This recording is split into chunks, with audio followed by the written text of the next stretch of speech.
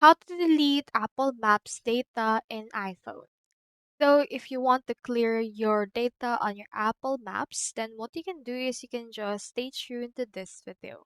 So I have in here this article from Apple themselves that can help us clear the location history in Maps on iPhone.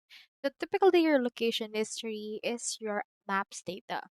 In order to do that, go over to the settings and then head over to privacy and security. Once you're in there, just tap on the location services and tap on system services and then tap on significant locations. Just tap on the clear history right there, and once you have done that, this action will clear all your significant locations everywhere you're signed into the same Apple account. So doing that will clear everything that you inputted or feed on the Apple Maps data. So I hope this video helped you, and if it did, feel free to like and subscribe. It really supports the channel. And if you've got a question, just drop it in the comments.